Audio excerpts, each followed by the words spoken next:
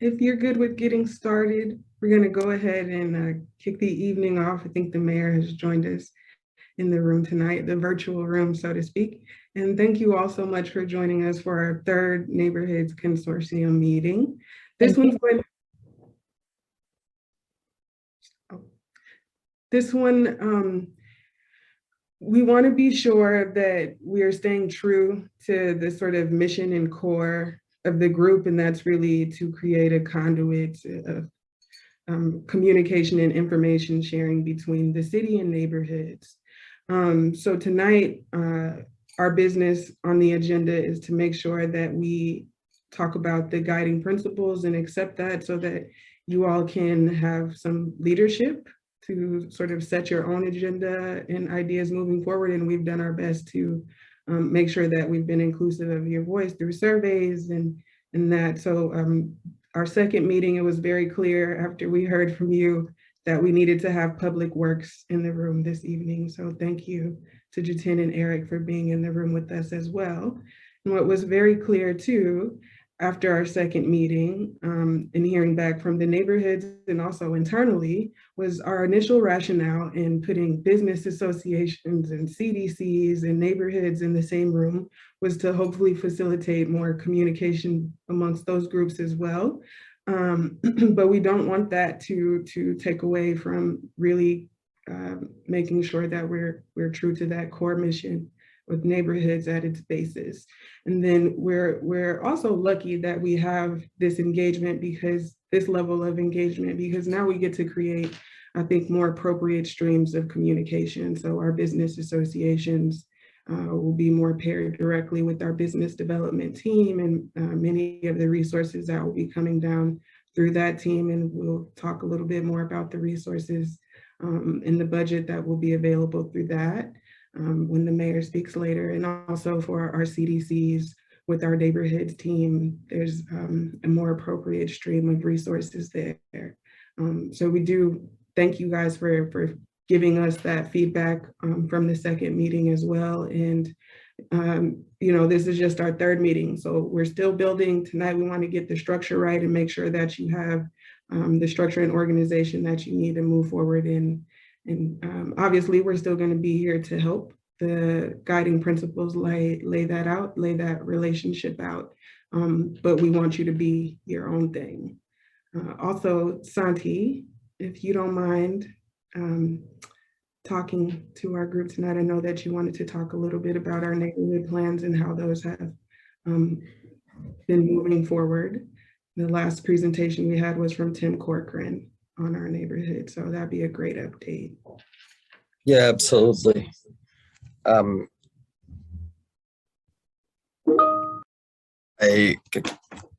wanted to make sure that we covered, again, this is an area that has been under discussion a lot during the budget process, and we wanted to bring it to the neighborhood consortium. So first, a quick update and then a request for action. So the quick update is we continue to engage around 4 neighborhood plans this year. The Northeast neighborhood, the near West Side neighborhood, the Rum Village neighborhood, and Kennedy Park neighborhood are all under plan. And next, I believe that we're on track to finish this year 2 of them, and then 2 of the plans will be finished early next year. We wanted to give a little bit of extra time for engagement, and these are important documents that guide the vision for the neighborhood. They help inform decisions around land use. They help inform projects and investments that the city might make. And again, partly, for instance, the investment in the Dream Center, in the MLK Center, responds to some of the needs and some of the things that we were hearing from the neighborhood. These are documents that legally have a long lifespan. They're kind of capital investments, if you will. They have about a 15-year timeline. So, and they are costly and they take about a year to complete or more. So in that spirit, so we're completing those 4. In that spirit, we want to share with you about what is coming down the pipe. So next year we will start first between 1 or 2 neighborhood association plans, maybe hopefully 2. Again, there's a fair amount of capacity and time that is required, and there's some other exciting news that I'll share in a minute. But so the idea would be to have 1 or 2 areas of the city get neighborhood plans. So far, we've heard interest from LaSalle Park. We've heard interest from the far northwest. I think that I've heard interest from Lincoln Bendix. I've heard interest from Monroe Park. So again, because we have limited capacity, we're going to have to choose and prioritize what order people go in. But our goal and hope would be that we continue to fund 1 or 2 plans every year so that we don't have this backlog again. These four plans that we're doing this year are equal to the total number of neighborhood plans that have been done previously in the previous 7 years. So it's so even if we're not able to get to your neighborhood the next year, we will try to create a multi-year kind of like a plan of plans, if you will, around when we'll get to them. If your neighborhood or your area already has a plan, unfortunately, you'll probably have to wait because, again, these are expensive, large commitments, and it'll be difficult for the city to, we want to make sure that everybody has a shot at getting the resources and the attention that the neighborhood planning process has. So we will also, starting next year, renew the comprehensive plan for the city. So this is, if you will, the plan for all the city. Is like a neighborhood plan for the entire city. It sets the vision for the city for the next 15 to 20 years. Again, it is the document that speaks around land use and speaks around the vision for the city wherever there's not an active neighborhood plan. So in some sense, like it's the de facto neighborhood plan. So we're all in planning mode next year, and we expect it to be a two-year process. So my request to you, so that's in view of updates. My request to you is the following: if you think that your area, and again, the areas that I've mentioned are based on conversations, some of which have been formal requests, others that have been just things that we've heard through the budget process or through kind of hearsay. So if you are interested in having a plan done in the next few years, we will follow up and send an email, but we would like a response from your neighborhood formally requesting a plan and maybe giving a brief description of some of the things that are priorities and why we should consider prioritizing your neighborhood. Again, unfortunately, it's a shared asset, so we'll have to make some decisions. So our goal would be to bring back to the group kind of the current standing of all of the requests, and then a potential proposal for what year we would do each plan. And again, we don't want it to turn into just like fighting over each other over when things happen, but we all have to decide collectively the order in which we're gonna get through the plans, and how is it that we're going to be able to leverage some of these resources. And in the absence of plans, there's still gonna be investment, there's still gonna be partnerships. I don't want people to feel like when there's not a plan in place that they're gonna be left out, but it's such a critical part of the process, and it's nice to hear that people are excited. Yeah, and give me 1 second. There's something on the chat.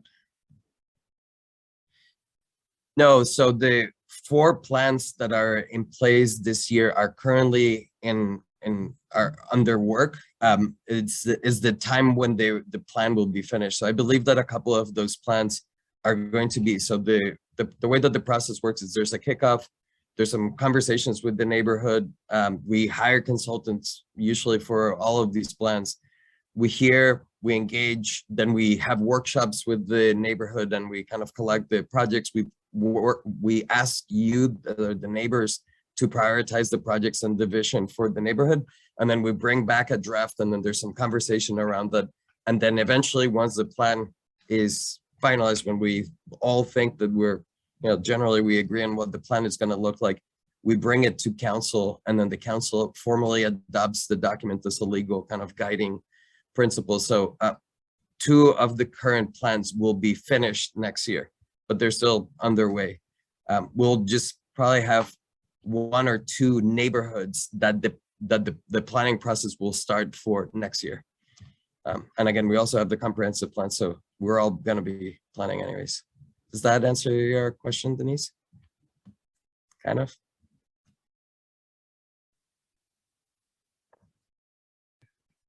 So I know we'll be in Rum Village this week, and we had our first workshop meeting in Kennedy Park. And that the Northwest or the Northeast, they've already been going through their process. And I'm missing one, the Northwest, the near Northwest has as well. And now we want to make sure that this is about information sharing, not just you hearing from us. If you could too, when the mayor speaks, I'm sure people will have questions. If you could hold until the end, because we want to make sure that we have time.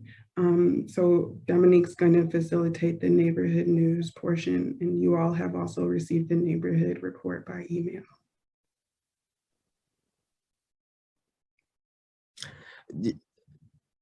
Okay, yeah, thank you again.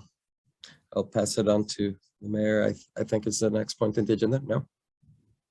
Then I won't. I'll pass it back to Alkina, who will tell us who is speaking next. It's Dominique. Hello, everyone. Good evening. Thank you again for joining us.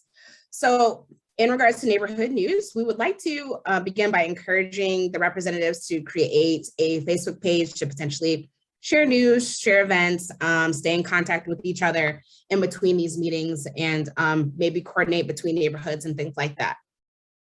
Also, we would like to invite any representative that might have any neighborhood news that they would like to share this evening. So please go ahead and unmute yourself, share your name, your neighborhood, and any news of any upcoming events or projects that you would like us to know about. And also, if you could stay briefly around 1 minute with sharing your information, we'd greatly like to appreciate that so that we can stay on task this evening.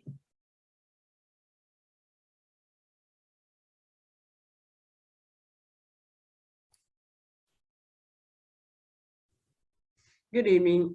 I'm Luella Webster, Northeast Neighborhood. Patty Walsh is with me, but I'm the one that will be speaking tonight.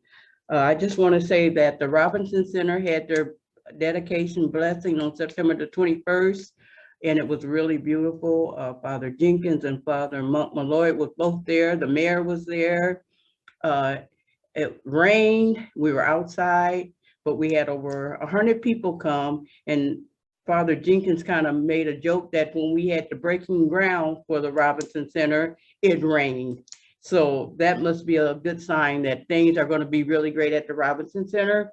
Trader Joe's is now open. For those of you who have not been there, they're directly across from us. You should go in there. It's really a nice little specialty grocery store. It's really been busy, busy, busy. There's a developer that's coming into the neighborhood, and he wants to build directly across from Trader Joe's on the corner of Howard and South Bend Avenue, a 114 apartment complex. This is a huge thing. The Northeast Neighborhood Council have discussed this, and we're kind of not in agreement with this. So there will be other actions coming forth in the future. Also, we did have a homicide over here on the east side on Washington and Notre Dame Avenue. But I just want to give a shout out to South Bend Police Department, because they have really been very good about patrolling in our neighborhood. Patty and myself, we know just about all the officers in the neighborhood. And we just feel that once a relationship is built with South Bend Police Department in the residents of the neighborhood, you'll be amazed at the things that you can get done. And we do, when we have our in-house meetings, there is a representative from South Bend Police Department. And that's all that's going on in the Northeast neighborhood. Thank you so much, Ms. Webster. Is there anybody else that would like to share any news that's upcoming or happening?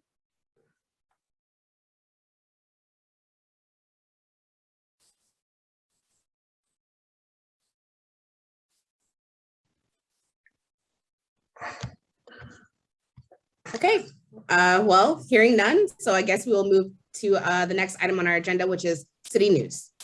Well, I did have one quick Oh, thing. I'm sorry, sir. It's okay. Fred T from the Southeast Side Neighborhood Association, SOAR.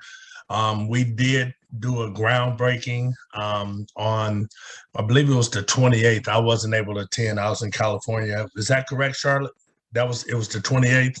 Yes. For our new Southeast Side Community Center that's going to be built through United Way and in partnership with 466 Works, which is our nonprofit CDC ran by Pastor Taylor on the Southeast Side as well. And they're also continuing to build homes, and actually he's also teaching a class where he has students from Riley High School also building a home on the Southeast Side as well. So I think that's pretty much it for the Southeast Side, and no drama. The Southeast Side is also a recipient of one of our Acts of Kindness grants and working with the library there. And I drive down Fellows to get to work, and it took a while for it to dawn on me what was going on. I'm like, they're clearing like 6 lots. What's going on? Yeah. So Yeah, that was really exciting to see. Really exciting to see. Yeah. Anyone else from neighborhood? Yes. Anything you share? Yes. Can you hear me? I can. You can? Yes. Okay. My name is Rodney Gatson from the South Bend Tenant Association. The first thing we're doing, we have partnership with the South Bend Libraries. And our first event is for the Lead Innovation Program and the Rental Assistance Program, Energy Assistance Program, which our first one will start at the Tut branch on Friday, October the 15th, which we would like to see the Rum Village folks come out and support it. It's from 4 to 6 p.m. And then we got another one on Saturday on the 16th from 10:30 to 12:30. That would be on the 15th and 16th of October. Then we'll be where lead is the most prevalent, is on the west side and northwest. We'll be at the Western Library the same time from 4 to 6 p.m. on that Friday from 4 to 6 p.m. And then we'll only be there on the 23rd for 1 hour from 10:30 to 11:30 on the 23rd. We also are making strides to make an ordinance. We have a meeting with the ordinance on lead, so we can have local remedies to be adhered to for the health department as well as code enforcement. So we'll be working with the Sheila Nagowski and the County Common Council at that one at the week of the 18th. So some good things are coming down the pipeline with the association. And we would like to meet with all the neighborhoods that are associated in the consortium so I can get with you guys on tenant education. That's it for me. This is Denise Wicker from Rum Village Neighborhood Association. Can you repeat the dates for me? Sure. October the 5th, Friday, October the 15th, from 4 to 6 p.m. at the Tut Library off Miami and Ewing Street. Sadie is the librarian hosting with us. And then on the 16th is from 10:30 to 12:30. Next week after that is Western Avenue. I would like the Kennedy Park Association as well as the Lakeside neighborhood to come out. It's on the 22nd of October from 4 to 6 p.m. And then on Saturday, only for 1 hour from 10:30 to 11:30. Do everybody got the dates? Thank you. You're welcome. We'll also be sure to follow up with everyone. We're getting it for sure. Thank you, Mr. Gatson, and thank you for inviting everyone and making sure that folks are aware of tenant issues. and being flexible and nimble with us as we figure out the proper structure of this organization. So thank you, Mr. Gadsden. Not a problem. That now leads us into the mayor, and it's a really— Hold on, Alkina, I'd like to add something. I'm sorry. That's all right, go ahead, Dre. We also have an event on the 22nd with Mr. Gatson at the Near Northwest, Near Northwest side at our community center about lead as well, from 5:30 to 7:30. Sweet. Yeah, don't hold that out. We've really been pushing lead, so. Yes, so that is on the 22nd, and the Near Northwest neighborhood in South Bend has the highest concentration of lead in homes than like the whole state of Indiana, basically.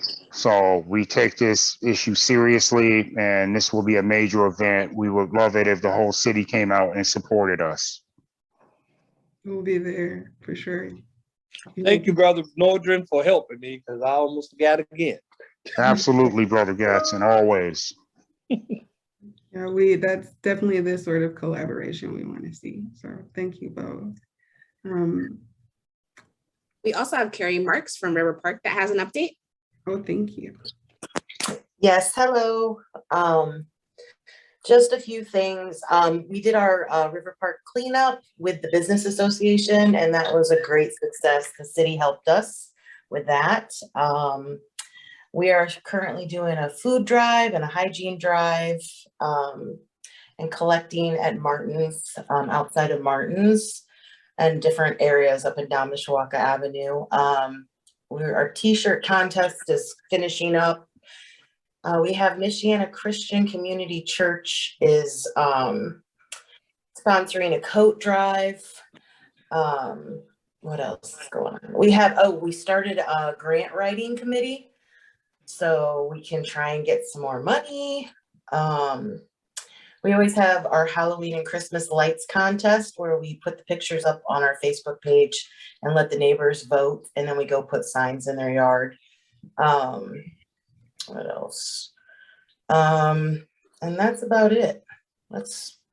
We did the flexibility or the study on the river rail and sent that to the mayor, and I think that's it. I think that's about it.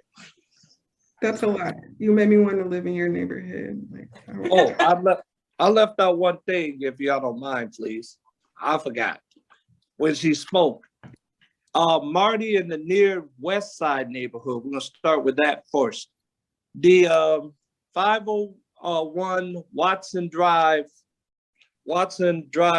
tenants, or the Westcott tenants, they have formed an association within themselves. And I talked to Marty about it because I think they could be included into their association, as there are many people that rent or of apartment complex that could be recruited throughout the area. Like Rum Village could be recruiting Perry Apartments, which I have a partnership with them. The other example could be like LaSalle Center is already working with the William Ellison place, but I would like to see a little bit more closeness and unity and recruitment from the different neighborhood side with tenants. Okay, now I'm done. Thank you, Mr. Gadsden. Good addition. Now we'll go ahead right on time and transition into Mayor Mueller.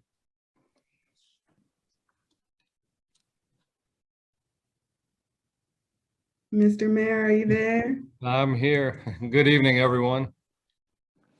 Hope everyone's doing well. I thought we were finished with Zoom. Of course, hopefully this is the last Zoom meeting we all have, and we're able to get back together again here soon. And as you guys know, if you're following the trends here, we did come down from our latest peak in the last week or so. And so we do hope that this, you never know, of course, but we hope that the worst for this peak is behind us. And, the boosters are coming out as well for folks. They get their third shot.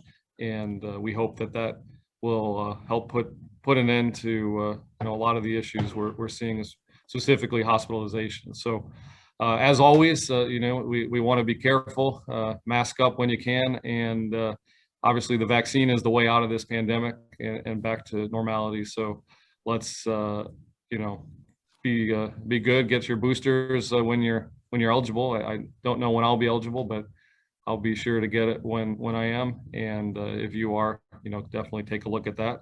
And those who aren't vaccinated yet, keep trying to get people vaccinated. That's our way out of this, and that's the way to keep us all safe. So that's on the pandemic front. Listening to the updates from the neighborhoods, it's been an exciting couple months here in terms of ribbon cuttings and groundbreakings. Of course, it also shows how long a lot of these projects take. So, the Robinson Center, I remember when we were working in my former role, when we were working to put together the package for that whole development down there, and now it's about 4 years later, and here we are, cutting the ribbon. Also, with the groundbreaking for the Southeast Neighborhood Community Center, that's something that we've been talking about since 2017 as well. Obviously, the pandemic and some other issues came and unfortunately delayed us a little bit there. But the good news is these things, it starts with the seeds and then it grows from there, and over time you see the fruits being delivered. And so, we're also, when there's partners who get the experience on the first one, they just broke ground in the Southeast, and we're already talking about potentially breaking ground next year on a community center with the United Way in the far northwest neighborhood. So things are starting to pick up here, of course, and I think we've talked about it, and maybe Jordan or whoever is next may go a little further on it, but we've talked about a major investment in our community center on the near west side, or Kennedy Park, however you want to, maybe right in the nexus there with the MLK Center. And so we hope to break ground on that next year, and we'll be working with the community to really get an understanding of what needs to go there and what we're able to do there with the budget we do have.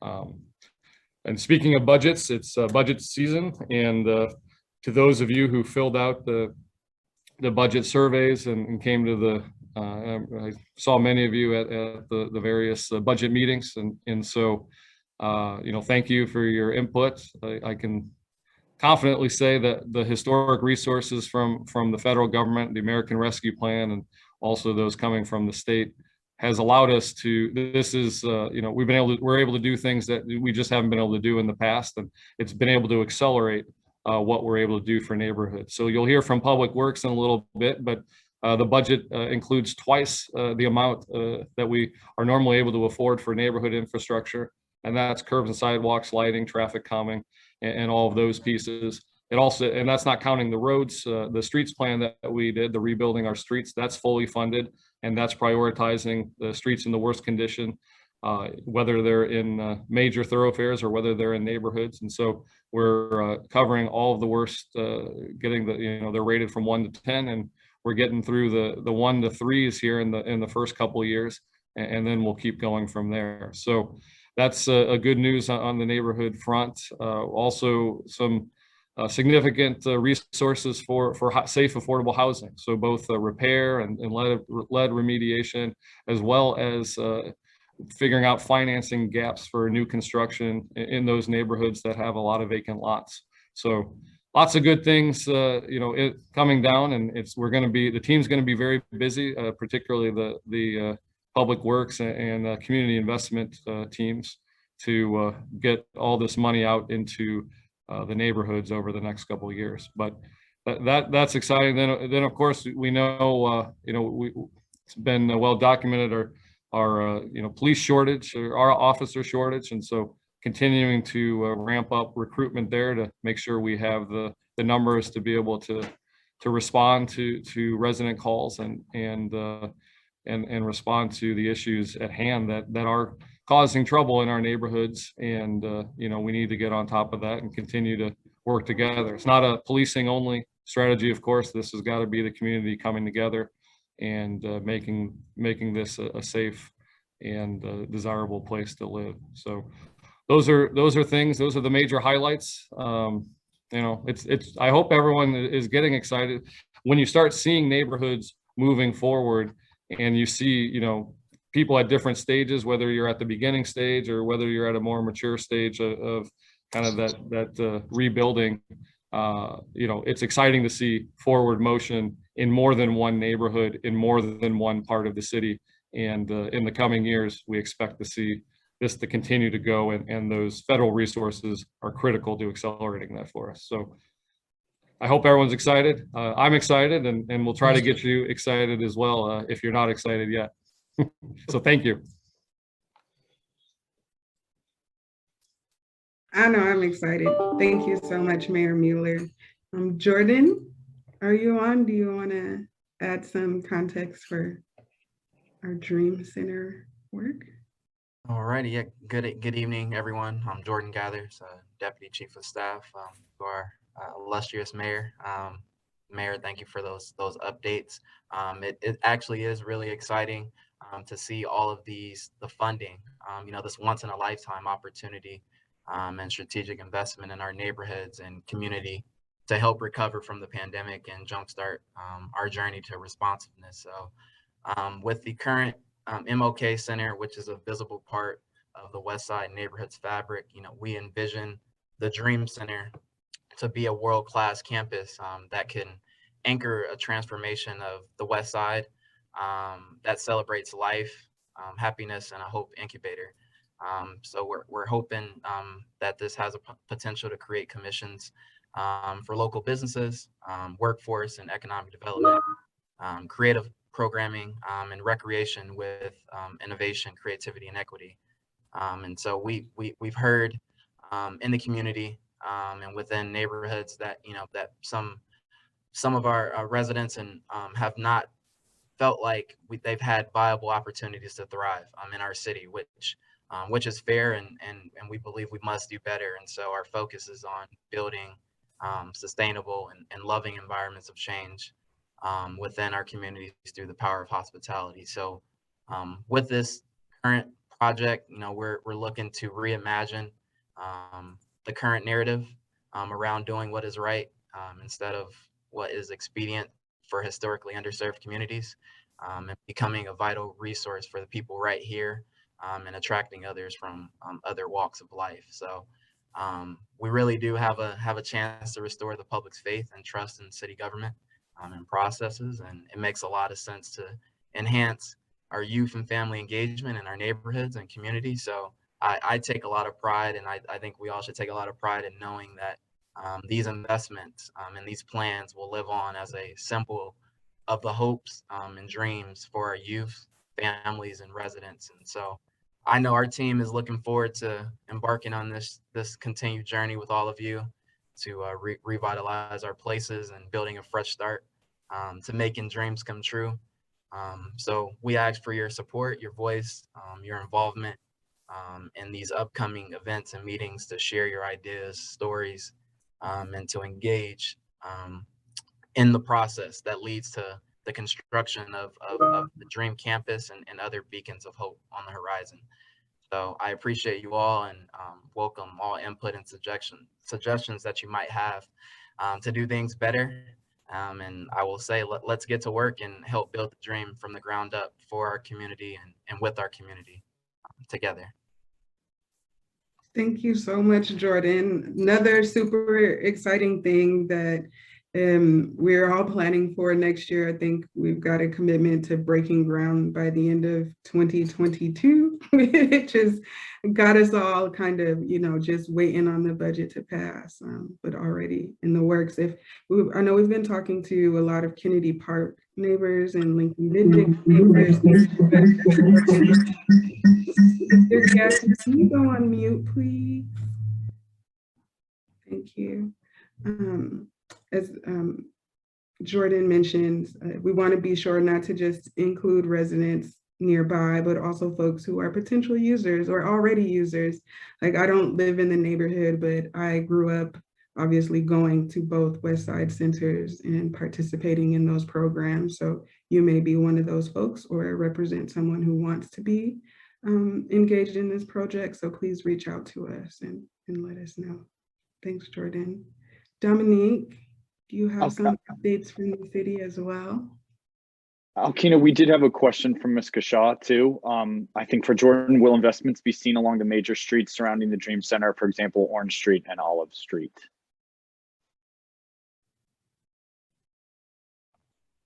I believe that's a part of, that'll be a part of the discussion in the engagement. But that's still under consideration. But we'll be happy to get an answer to you regarding that inquiry. Yeah, I'll just, we can add on that. This is one of the benefits of doing the neighborhood plans. And so as we're looking at the Dream Center, we're also looking at the Kennedy Park neighborhood plan in particular, and certainly want to make sure that the connectivity is there, whether you're talking about connecting that neighborhood, to downtown, or whether you're talking about extending the Coal Line Trail further from Lincoln Way. Those are pieces, as well as going west and making sure that there's a plan moving, from Kennedy Park itself, not just the neighborhood, and as well as moving into neighborhoods farther to the west, like LaSalle Park. So there is a plan. You can't, we can't do everything all at once, but this is seen not as the end all be all, but the first step as part of a broader strategy to invest in these neighborhoods. Thank you so much. And Ms. Marilyn, I can add to that. I don't think Jordan's been a part of the infrastructure meetings that's happening on the planning side, but definitely Olive has come up, that for sure. So they definitely won't be left out of the conversation. And as the mayor mentioned, we're looking at this as how do we leverage all three of our West Side parks and connect them to inspire change and economic development. And Dominique is doing some of that already.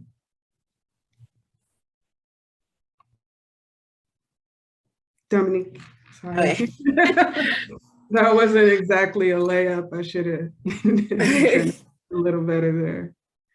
Yes, so I just want to give an update on the Linden Avenue pop-up markets. So on Sunday, we were supposed to conclude our markets, but unfortunately we did have some inclement weather. So we didn't want to, for you all to experience being, stuck in the rain with us. So we postponed it and we rescheduled it for this upcoming Sunday, the 10th, at the same time from 1 to 5 p.m.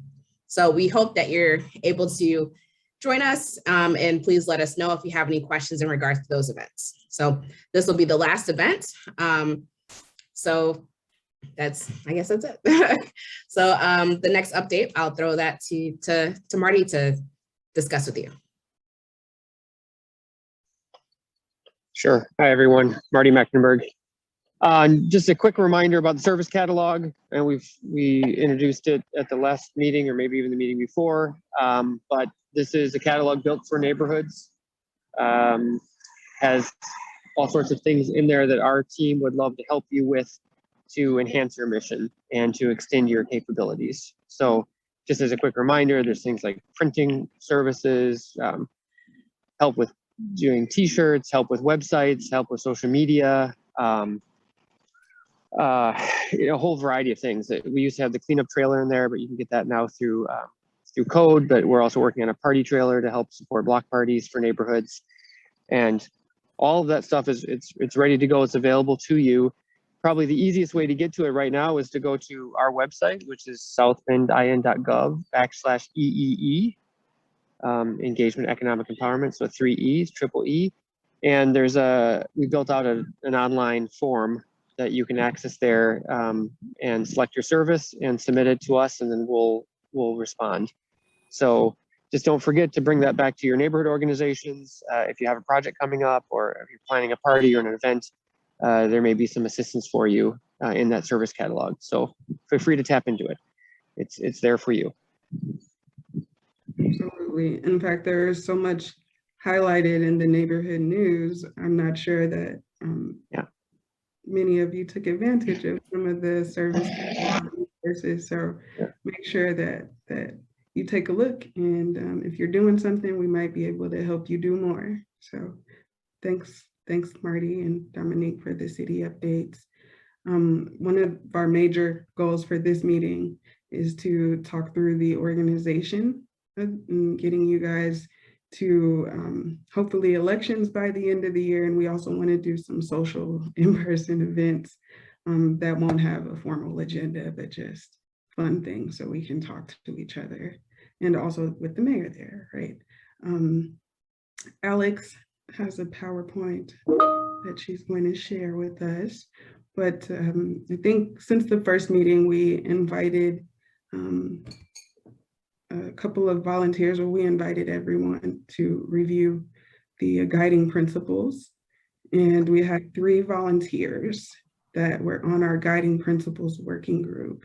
So we want to thank Stacy and Ms. Wicker and Mr. Griner for doing all extra meetings. There's several meetings, and one that I was just a part of in the end here, where we decided to just bring the document to the group and just move forward in accepting it, so we can also move forward with business that you guys want to see put on the agenda. Sort of the major concerns that came out of this working group in discussion was that there's sort of the guiding principles outline a very traditional organizational structure. And the biggest fear there was that neighborhoods or people would be left out, in that the executive committee would become a bit cliquish. So I wanted to just say that to be sure that that was thought through from the working group. So Alex, do you mind? Yeah, I can share.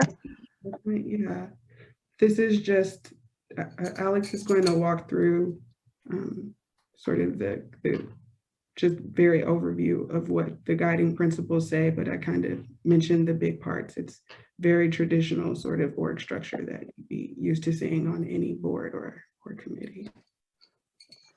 Yeah, so this is pulled from the document, the guiding principles document that we sent around in an email, and I think we also had a hard copy of it passed around at the last meeting that was in person.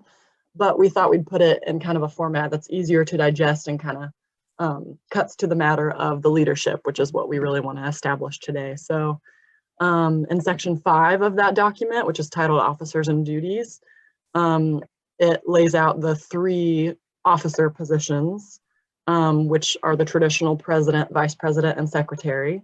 And the president would be, their responsibility would be to set meeting agendas together with city staff and to facilitate meetings.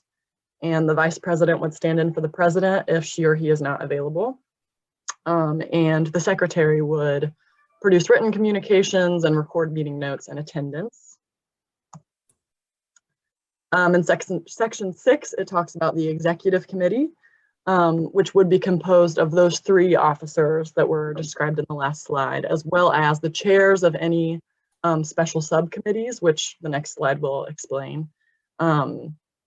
And the executive committee may collaborate with city staff between regular neighborhoods consortium meetings, since they're so spread out. And then they would just need to report any activities at the next regular neighborhoods consortium meeting to the whole group. The next section talks about subcommittees. So with a simple majority vote, the president could appoint a special subcommittee. And that would be, the purpose of that would be so that there could be a committee to focus on a certain topic that maybe requires some discussion outside of the regular meetings. And the subcommittee would choose a chair, and that chair would serve on the executive committee. And subcommittee chairs would report at regular meetings, the group's activities. And the subcommittee could also request that city staff help with the subcommittee meetings. So elections and officer terms, according to the document, nominations could be accepted from either just the floor, so the group at large, or the president could appoint a nominating committee to nominate candidates. And It's suggested that the secretary would share the meeting attendance of any candidates, and then officers would be selected by a simple majority vote, and their terms would be 1 year, and they could serve successive terms if they're reelected. Removal and vacancies. So in order to remove an officer, there would need to be a 2/3 vote from the group. And there would need to be a notice of the vote included in the meeting agenda leading up to the meeting. And if a vacancy occurs, the officer would be elected to fill the vacancy at the next regular meeting, and that new person would serve for the remainder of the original term. Yeah, that sums it up. Back to Alkina. Thanks so much, Alex. Alex has been working really closely with the working group over the past few months as well, but now she started graduate school, so I feel a little out on my own here. Thank you so much. It also should be said that like this all sounds a little legalese, but like this is just to get us to a structure that you guys can move forward with. You can change it at any point, but you need a structure before you can change it. And like we're still going to be here to help, but this piece is important for you to become kind of an independent group that can bring us like formal recommendations and be a part of the new plan process that Santi talked about. And yeah, really move into some exciting decision-making pieces. So we were just going to go into breakout groups. And then after we talk about the structure in breakout groups, then we'll come back and bring it to a roll call vote. On the roll call, there will only be neighborhood organizations mentioned. And that is because when I opened up, I talked about us changing the group composition a little bit to be sure that we're only representing the interest of neighborhood associations and organizations, and that we are finding more appropriate streams of communication and resources for our business association and other neighborhood-based groups. So if you don't hear your name in the roll call, that's why you may not be in the roll call, but please understand that that's in the interest of the neighborhood organizations. Thank you. I'm going to open the breakout rooms now. We'll only be in there for 4 or 5 minutes, just a few minutes to review things and discuss. And please feel free to communicate if you're ready to rejoin earlier than that. I hope you all had great conversations in your breakout groups. Is there a specific way we should report back, or can I just start with my group? I'll start with my group. All right, our breakout session was with the Northeast Neighborhood Council, Ms. Patty and Ms. Luella, and also SOAR with Fred as their representative. And they thought that the guiding principles were relatively straightforward and simple. They thought that could tell a lot of time and thought went into it, and sent kudos and thanks to the working group and Alex for getting that all set up. And they had one question around the executive committee composition and sort of committee chairs. And that was just being sure that these representatives would all come from neighborhood associations. And that's, again, the sort of distinction that we're wanting to make between the neighborhood associations, the business associations, and our other neighborhood serving organizations. And so to that, I could answer yes, and that'll be, again, why some of you aren't included in the roll call tonight. But don't fret, because we will be getting you like business association consortium, basically, and another organization for our community-based orgs as well. So that was all from our group. They thought it was pretty simple.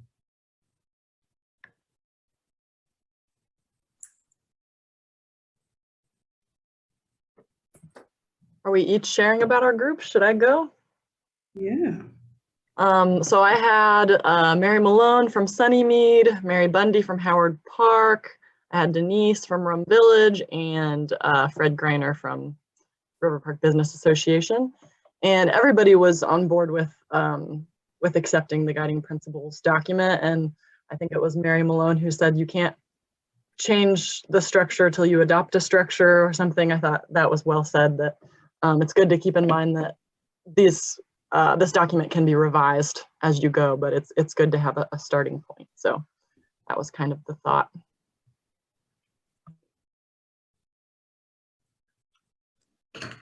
We had Dre Northern, Debbie Applegate, Dominique Edwards, Donnie Rogers, Margie File, and Ms. Kashaw in the R group as well, and wanted to identify that Ms. Kashaw asked that we email out the guiding principles for review so that we can be able to do that, and also heard the importance of, well, the structure is important, making sure that the social events and the kind of informal ways to interact and build community are part of this conversation as well too. So getting the structures in place is important, but making sure moving forward, we get back to in person when possible, and kind of other ways to connect and not just rely on the structure.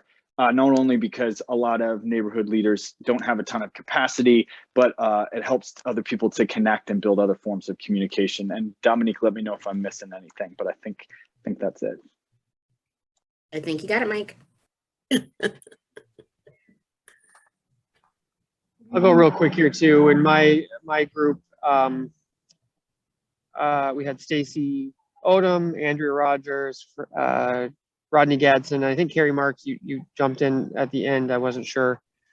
Our group was a little different because Stacy was part of the original committee, and she was very much interested in a less traditional structure. But in the end, the traditional structure was one that won out.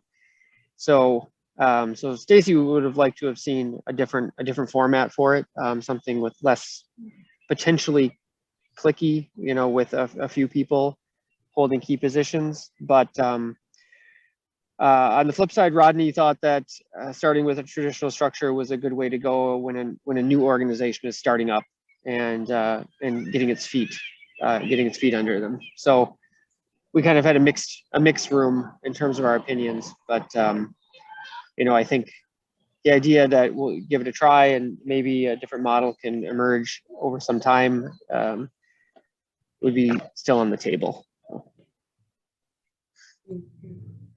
Is that all of our groups, Mike? Yep. You had everyone. Thank you. Okay, I think we can move forward to the roll call unless anyone has any further conversation or discussion that they'd like to add.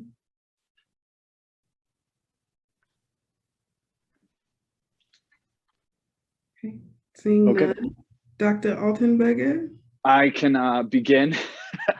I'm just gonna ask for name the neighborhood association, and please respond with a yes or no. Mr. Gadsden, you do not need to leave, but we will be asking the neighborhood associations. So Northeast Neighborhood, yes or no to the accepting the guiding principles? Yes. Thank you. Monroe Park? Yes. SOAR? Yes. Kennedy Park?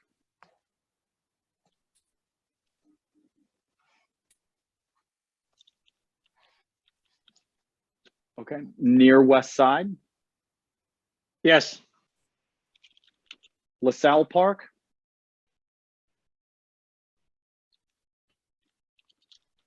Far Northwest?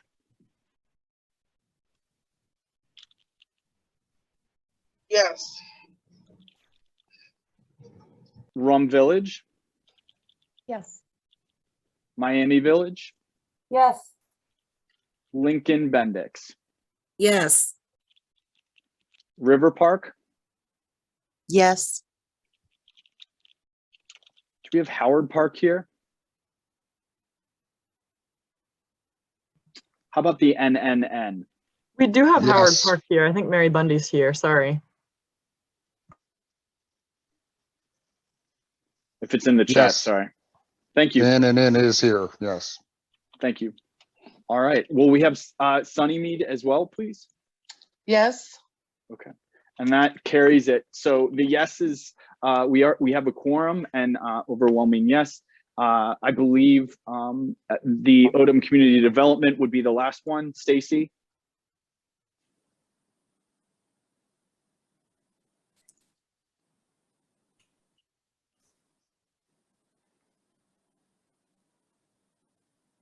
Well, I mean, honestly, that's 12. So I think it's approved.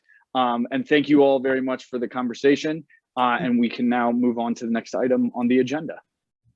Excuse me. I had my mic off. I couldn't figure out how to turn it on. So Howard Park, yes. Thank you very much, Ms. Bunny. Sorry about that. Yeah. Thank you, Ms. Mary, and thank you for being here. Thank you, everyone, for getting through those breakouts with us, and the team for being so great on managing all that background work.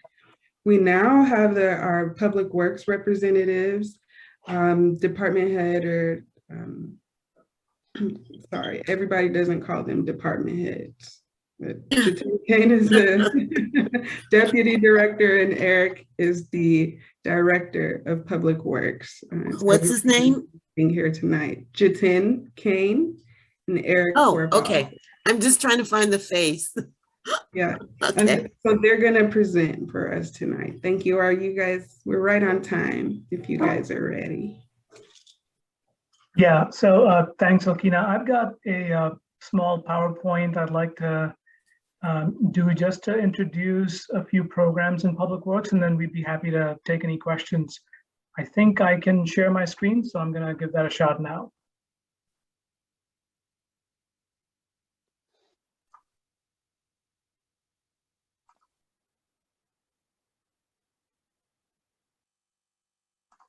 Yep, we can see it. All right. So this is just a quick diagram showing the Public Works team, just so that everyone's aware. What is Public Works? Public Works is really 4 distinct functions. The streets and sewers function is the street department that does all the street maintenance, the paving. Sewers crew does all the maintenance of the sewer system, and then traffic and lighting is all part of here. So the maintenance of our city streets, traffic signals, lights, and so forth. The engineering function deals with the engineering activities for city projects, for development projects. And so they do a lot of the streetscape projects that you see. They manage all the investment projects that are happening in the city. The utilities, the third function, is the water and wastewater functions. So the water distribution system and wastewater treatment plant are under utilities. And then last is solid waste, the fourth function, which is our trash collection. We also do yard waste. So those are 4 distinct functions within Public Works. So I'll talk about some of the key initiatives, programs that may be of interest to you. There's obviously a lot more that we do, but I thought these might be the most relevant ones. Curbs and sidewalks. I know this comes up pretty frequently in neighborhood meetings and in conversation about what to do with curbs and sidewalks. So the city's policy is that the adjacent property owners are responsible for the maintenance of curbs and sidewalks. Having said that, we also know that many are not able to maintain the curbs and sidewalks due to financial issues. And so the city has come up with some programs to assist primarily your low and moderate income individuals in the community. The first system is called the Council Allocation Program, where every year a certain amount of curb and sidewalk is allocated to each council member to choose, and they work with their constituents to identify which properties receive free curb and sidewalk. And a couple of the key criteria we ask the council members to keep in mind are condition of the curb and sidewalk. So they have to be in poor or very poor condition, and then they have to be in a low income area. I think that's a key qualifier of the council allocation program. Council submits a list of properties in the fall to us, and then the following year, those properties are done mostly by contracted contractors and some by city crews. The second way we address curb and sidewalks is through the reimbursement program, and that's again a mechanism for property owners to get some reimbursement in the work that they get done to their curb and sidewalk. So the reimbursement is based on property type. If you're in a target area, you get a slightly higher reimbursement. Other properties get slightly lower reimbursement, but it does include all property types. So while the focus of the program is residential property and neighborhoods, you can be a business or some other use and still take advantage of the curb and sidewalk reimbursement program. And then really the third way for us to address these issues is through grants and special projects. We apply for state and federal grants often when the opportunity presents itself. Safe Routes to School is one of those mechanisms where we apply for funding through the federal government. They give us grants to then upgrade curb and sidewalk in areas around schools to facilitate kids walking to school. And then we also do through streetscape projects, as you may have seen in certain areas like Western Avenue, in the downtown, on Lincoln Way. Those are target commercial areas and nodes where we're able to do streetscape projects and address curbs and sidewalks. The second program I'll talk about is street lighting, another one that I know a lot of residents are interested in. Couple of things to note here. The city has a program called Light Up South Bend, and in that program, what we do is we work with AEP to install residential street lights in neighborhoods. In the slide, you see the picture has a picture of a typical residential street light. It's a wood pole with a light fixture on top. This is a typical neighborhood street light, and these are all owned and managed by AEP. What our engineering department will do is they will identify gaps in lighting in neighborhoods, partly based on council member feedback, but also based on analysis of lighting. We have maps that show all the lights in the city, and we can analyze where there are gaps. We will then submit about 60 to 70 of those in different parts of the city, in different council districts to AEP, and they install those lights. The number 60 to 70 is based on the capacity of AEP. That's all they're able to manage. And so that's the reason why we select the lights.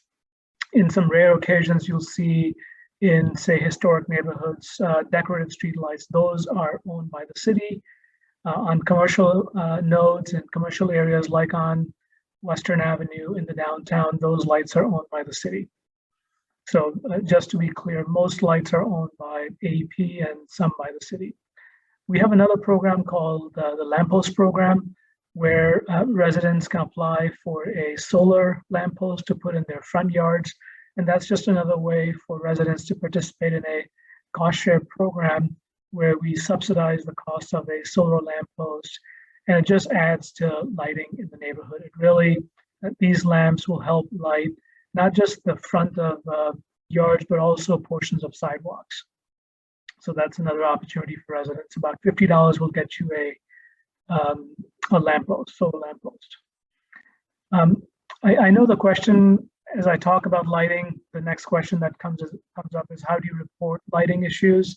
So AEP lights can be reported directly to AEP. If you go on the AEP website and search for lighting outage, they will direct you to a form where you have to enter the information, basic information, light number. There's usually a marker on every street light that you can, there's an identifying number and you can put that number in. That puts a work order into AEP. And then for city lights, you can call 311. You can call 311 for the AEP lights as well, but essentially we'd be doing what you would do, which is then go and fill out that form for you. So those are two ways. 311 will direct the city light outages to our traffic and lighting crews, who will usually within a few days go and fix those. Next is alley maintenance. Again, something we get asked about quite frequently. In the city of South Bend, alleys are I'd say most alleys are graded, not paved. You'll find an odd paved alley here or there, but alleys are graded. And the primary reason for that is we have a number of streets in the city. We have very limited funding to take care of those streets. And so to start paving alleys and maintain them is just something that is, it's a very difficult conversation and impossibility, really. So our plan is to grade alleys, and we use material from street paving or other materials to grade them. We try to do about 400 alleys a year. Our budget allows us to do that many. We have one crew of 2 individuals who grade alleys in the city. So if you have an alley that needs grading, you call 311, it gets put on a list, and then depending on where it is in the list, it'll create a work order for our crews, and they will try to address it in that calendar year. The last thing I want to talk about, and then we'll open up to questions, is traffic concerns. I know this is another pretty common issue in neighborhoods. So the way we address traffic concerns are really in twofold, and there are 2 types of requests we get. One is an emergency request and non-emergency. The emergency ones are where a stop sign's been knocked down or a signal's been knocked down, something that requires immediate action within an hour, within a few minutes. And for those things, we have certainly residents can call 311 to report those, but off hours they can call. There is a 311 after hours line they can call, but then there's a non-emergency police phone number they can call for those. And then the second category, which I think most individuals are interested in, is the non-emergency type, where you have a number of issues from pavement markings, parking issues, intersection issues, and speeding. I know speeding, traffic calming is one of the most common issues we receive on a pretty daily basis. So this here will give you an example of the types of traffic calming interventions that we do. Just in a nutshell, there are a number of ways you can address speeding in neighborhoods, and these are some of those mechanisms, from neighborhood traffic circles to chicanes to speed radar signs to bump outs and speed humps. So we analyze every request based on the issue, based on the frequency of the requests, based on whether it's isolated to a particular street or if it's a neighborhood-wide issue. We conduct analysis, and then we use the limited funds we have to address traffic calming. So I'll stop with that. Didn't want to take too much time, but I'm happy to get into any questions at this point. Yes, I got a question for Rodney for the South Bend Tenant Association. Tenants have been talking to me about why can't there be speed bumps on the trouble spots in the city? You said you had a list of priorities of different trouble areas in the city, a scale from 1 to 5, if I was not mistaken. So my question is this: Olive Street, Johnson Street, and Van Buren Street on the northwest side of South Bend, there are speed hazards. People are not obeying the 25 to 30 mile an hour residential zone. In fact, they're going 40, 60 miles an hour down these streets, and these streets have children. So my question being to that is, have the research been done to assess the priority of that area?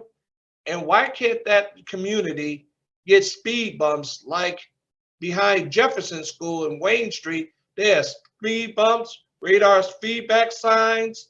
They have a bunch of things on that east side, but the west side seem to be neglected. What do you say to that? Yeah, I appreciate your comment. Like I said earlier, traffic calming, speeding in neighborhoods is one of the most frequent requests we get. We have over 150 locations in the city that we have to address. We have a funding of $300,000 a year to address those needs. As an example, each speed hump, the concrete speed hump that we install, costs about $20,000. So there is a great need, and we've been talking to council members about the need And so certainly there's a lot of conversation about this. We are able to allocate some additional resources through the American Rescue Plan dollars to address traffic calming. So we have taken a look at all of those 150 or so areas, streets in the city, and are in the process of finding ways to do more short-term, medium-term, and then long-term solutions. The city has been doing traffic calming over the last number of years.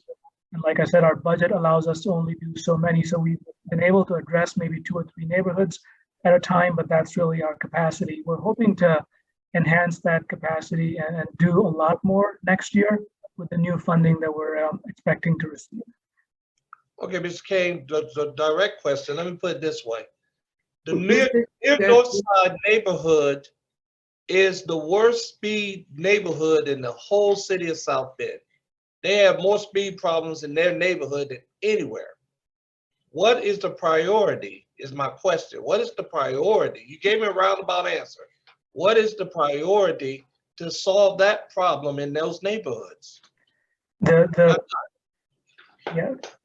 system for us is when we get these requests, we analyze the traffic data. We put out signs to measure traffic counts, speed.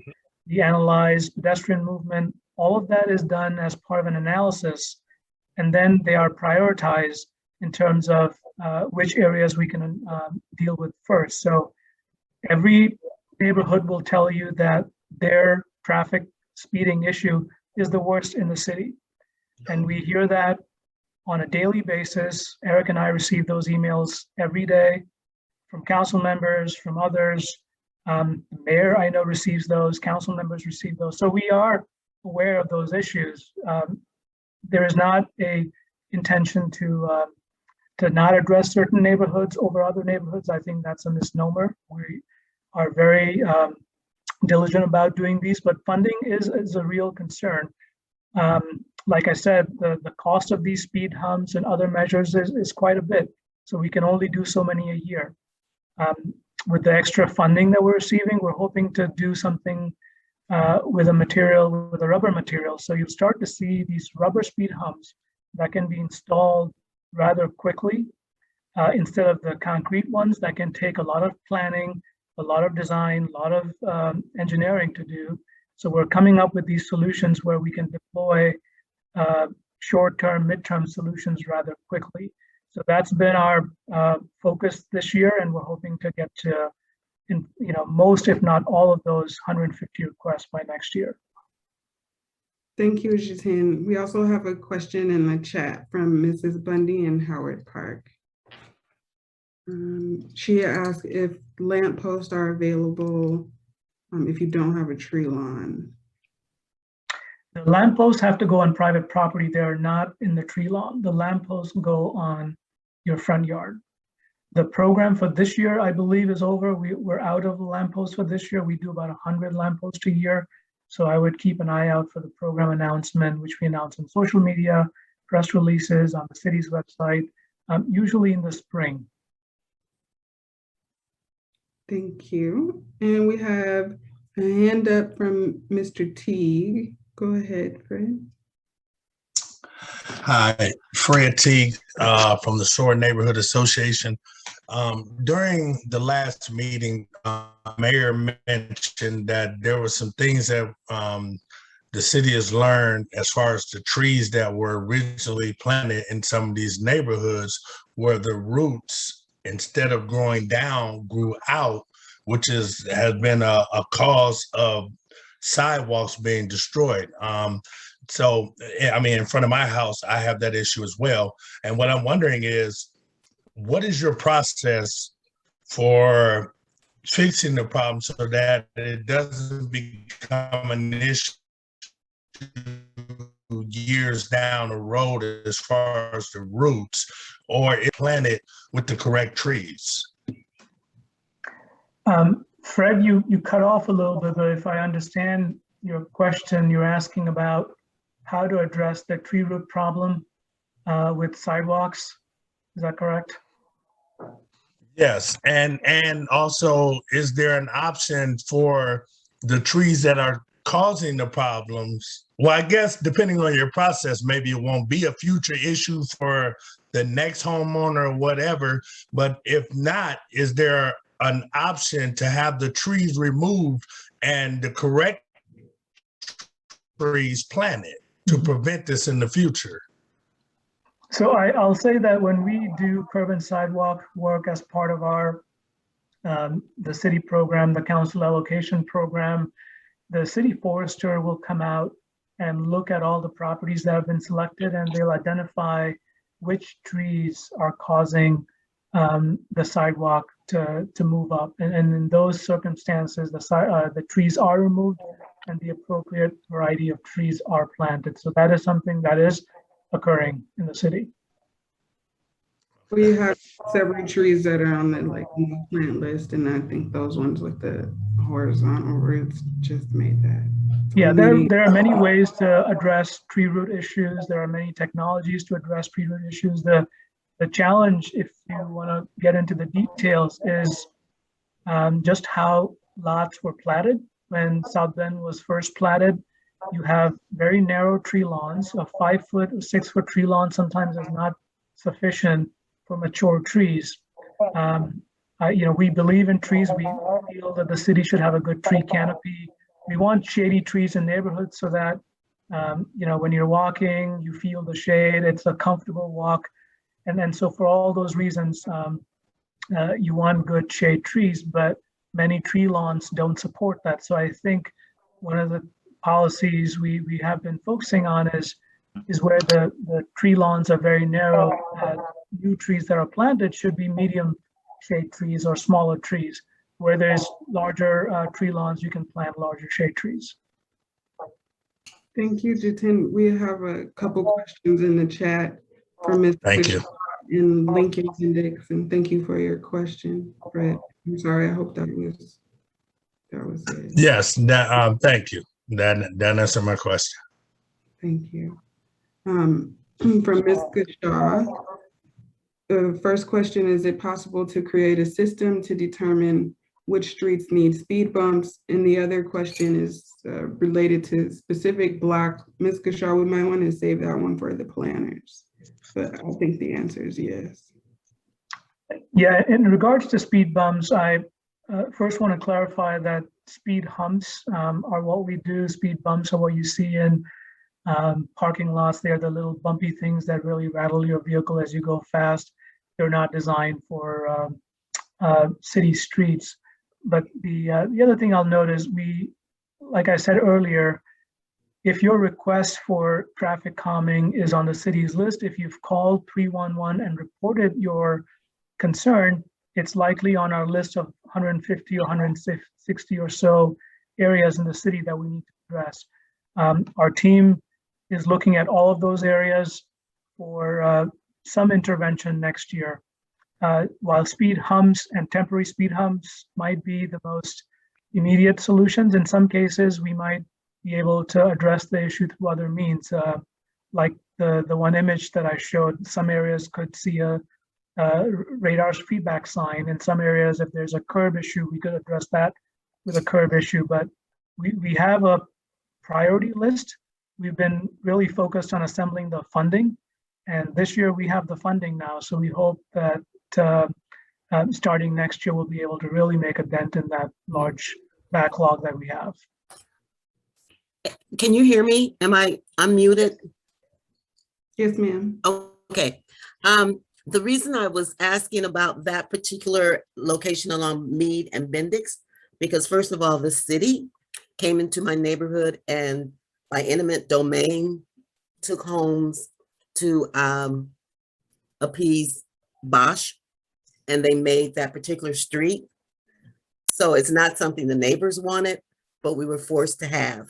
And then you put these beautiful lights up and trees, and you should have a record of how much money you spend replacing lights and trees along that particular street, because they're constantly being, there's a lot of speeding that goes on. It's treated like an Indy 500, racetrack, and because of the curves, and there's a lot of damage that's constantly being done.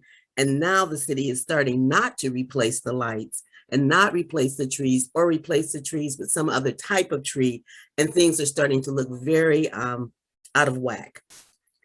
Curves are constantly being destroyed. So I don't know if it's on your report or not, but I'm just making it known that Okay. that is a severe problem. Okay, well, And thank you. it's costing you guys money. Thank you, Ms. Kashaw. You're welcome.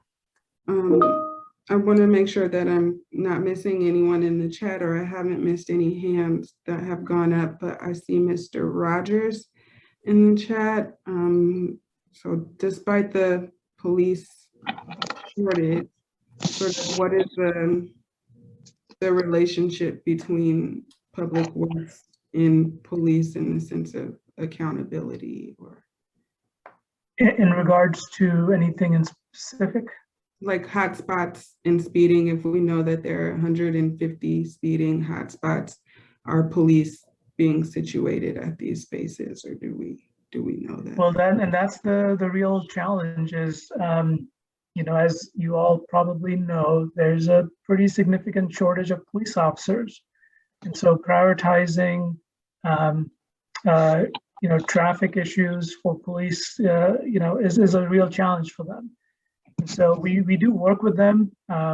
We have an officer assigned that we work with on traffic issues. We will bounce ideas off of them. We'll work with them collaboratively, but I know it's a challenge for them to deploy officers in all those hotspots. There's just way too many. So I know it's a conversation we've had internally. The mayor's aware, the council's aware, it's been brought up in budget meetings. So there's certainly discussion about the role of police officers in addressing speeding issues. Thank you, Jitin. Have I missed any questions in the chat? Or does anyone have any further questions? It is 8:30. I'll point out that Eric Horvath is also here. He's the Director of Public Works. Eric, is there anything I missed that you want to add to?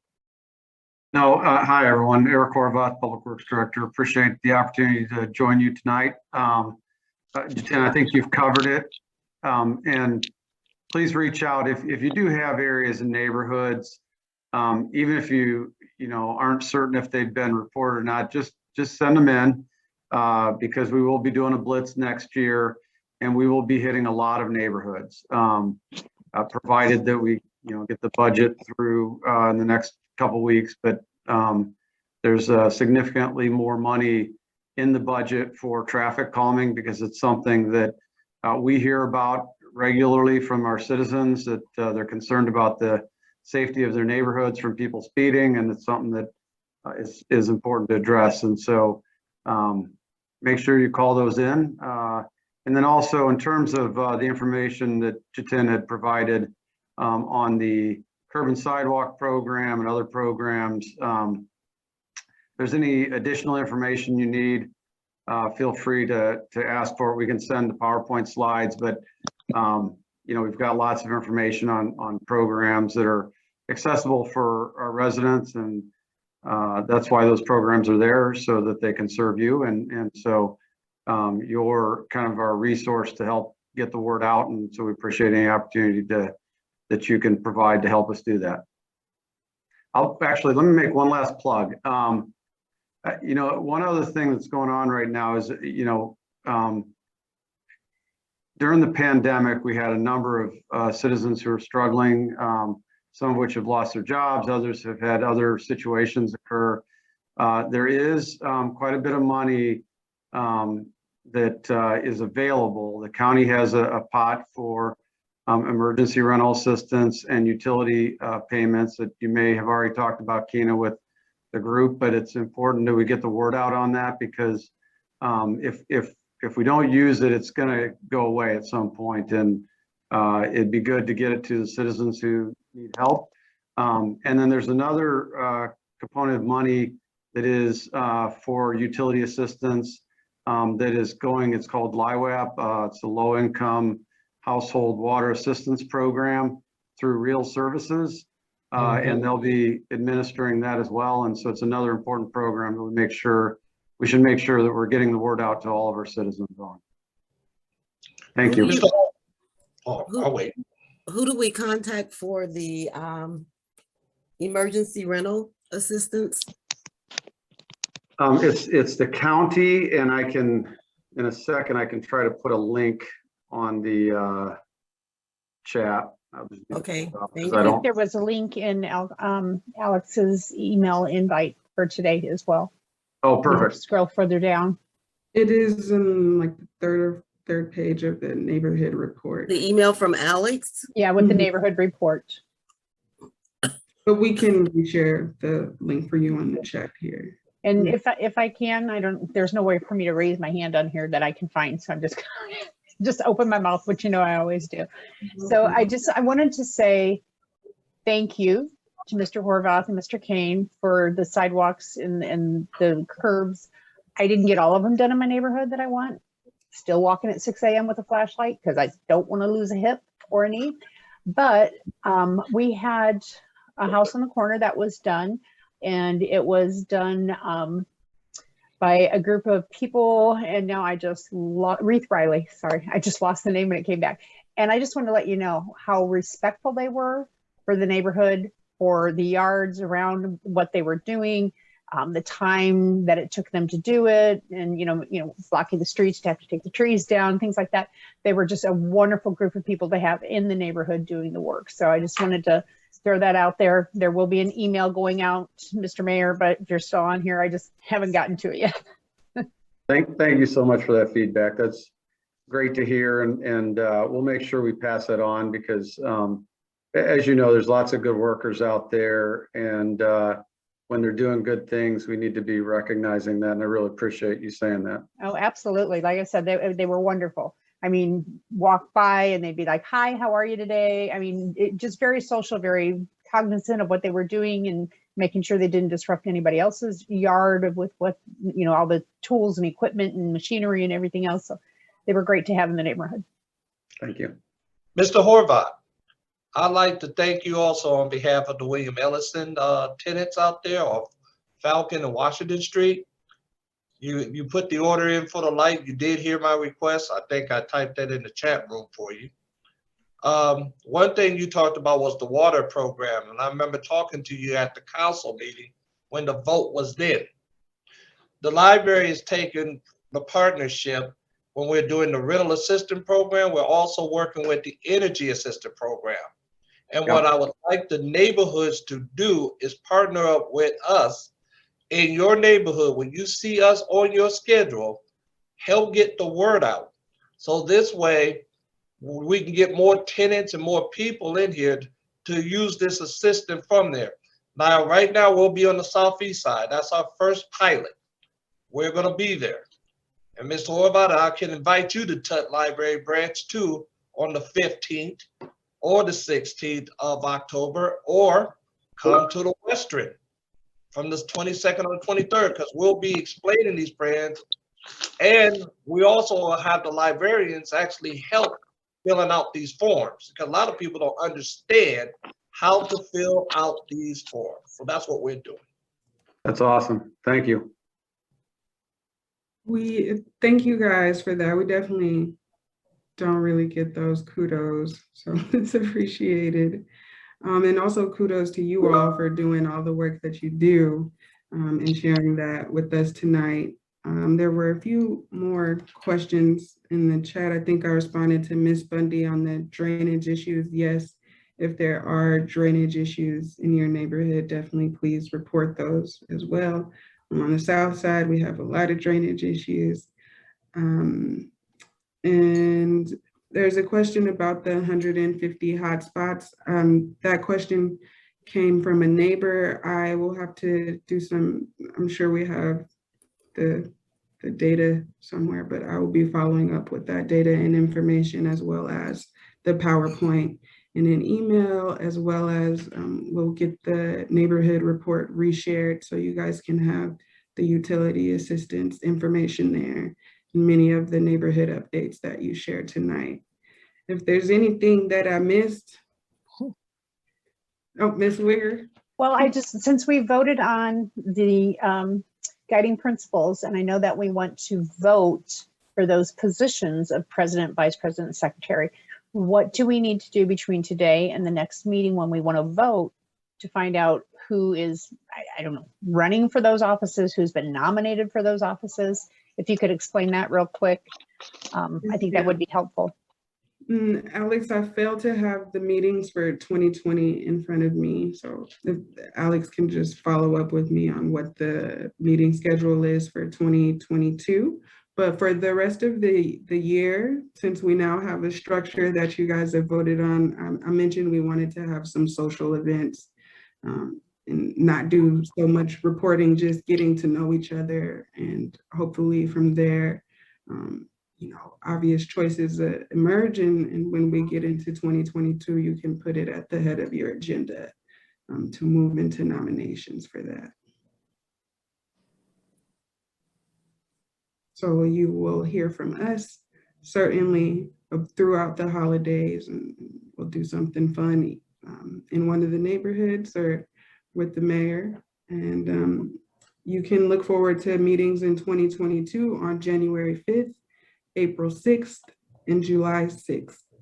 And we will also follow up with that information by email. And I think we're just 10 minutes over, so we didn't do too bad tonight. But thank you guys for your time. And if you have any further questions, just email me directly. Thank you. Thank you, Alkina. Good night, everyone. Good night. Good night. Thank you.